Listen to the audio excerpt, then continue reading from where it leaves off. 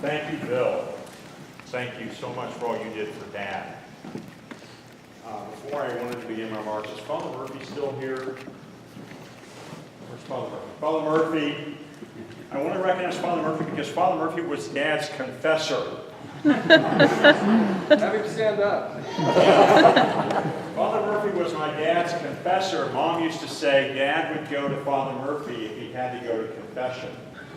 And all the kids would say, Dad sins? But I'm glad you made it, Father Murphy. Really glad you made it. You've been a great, great friend to Dad and family. We're glad you're here. Okay, on a lighter note, I wanted to tell 3 stories about Dad that some of you may have heard. I've certainly heard it several times, but when Dad was county attorney in 1960, he had something that happened from a woman in South Voisington who came to him. And some of you know in the 60s, South Voisington had the railroad, and there was some bars there in South Voisington. They were a little rough. And a woman came to Dad and said, Mr. Keenan, my ex-husband, I work at a bar at night and I clean up, and my ex-husband comes back and beats me up. This is a true story. And Dad said, that's terrible. He said, do you have a gun? And she said, yes. And Dad said, well, you always have a right to self-defense. She left. 2 weeks later, the police chief of Hoisington called and said, did you tell a woman she could shoot her ex-husband? All of the kids have heard that story. Another story that I think a lot of people here had a connection with. The Parish Hotel fire was in October of 1967.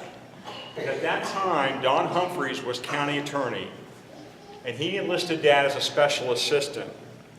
And the Parish Hotel fire was one of the biggest fires in Great Bend history. But then what happened after that was even more significant, in that they charged the owner, Monty Parrish, with arson. And the trial was national news because Monty Parrish, and I wrote this down, I found it online, was a retired Army Major General, which I believe is a 2-star general.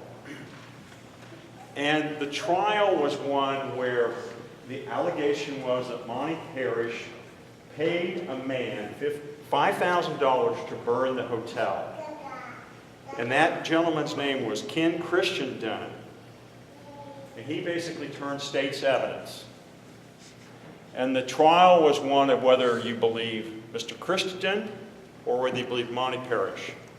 There was really no debate but that Christensen set the fire. And the question was he paid to do it? So Dad told this story, and I love this story, that Monty Parrish brought a character witness in to testify on his behalf.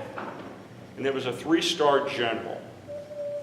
And at that time, in 1968, of course, all men were veterans of one war or another. So Don Humphreys was cross-examining, and Denny's here. Denny's here, he might know this. But the question, the cross-exam of this 3-star general went like this. He testified that someone like Monty Parrish you have to believe, because he's a 2-star general. The cross-examination was, well, would you say the same of a major from the Army? And he'd said, yeah, I think I would agree that they're honest and to be believed. He said, what about a captain? He said, yeah, I believe them too. He said, what about a first lieutenant? And he goes, yeah. And he said, what about an enlisted man? He said, no. I don't think an enlisted man would have the kind of honesty and credibility you would have with a 2-star general. At that moment, a juror who was an enlisted man turned to Dad and did this.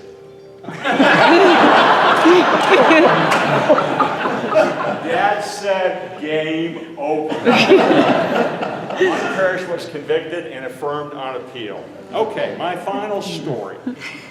It's a story about Virgil. Now, a lot of us know about Virgil on Rhine, right? Virgil on Rhine was a man in my class at St. Pat's. John Holt was, and Virgil was, he was a friend. He was affected in some way. I think today you'd call him special needs, but I really don't know what his affliction was. Mom, they were Catholic and they were very poor and they had a lot of kids. And Mom helped Virgil get disability, and he got disability. But then after Mom died, Virgil was lost. And Dad had an arrangement with Virgil. Every Friday, Virgil came to the Keenan Law Firm. There's Marla's here. Where's Marla? Marla will attest to this. Virgil came to the Keenan Law Firm, and on Fridays, Dad gave him $5. Well, after a short time, Virgil needed $10. So Virgil collected $10. And if Dad was out of town, he left the cash, always cash, and it was described, Dad, as beer money, and it was used as beer money. But in fact, if you go down to Lumpy's, which used to be Dixon's, there's a beer named after Virgil. But at any rate, Virgil went from $10 to $20.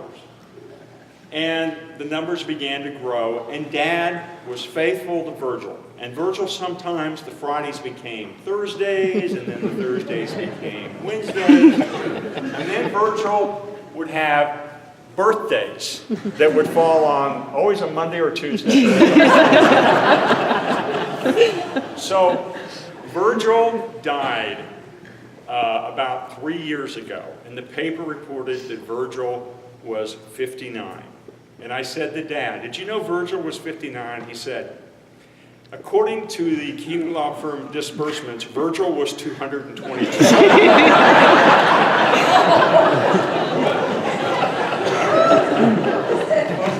thank you all for coming. I think Randy Cobb is going to say some things about Dad.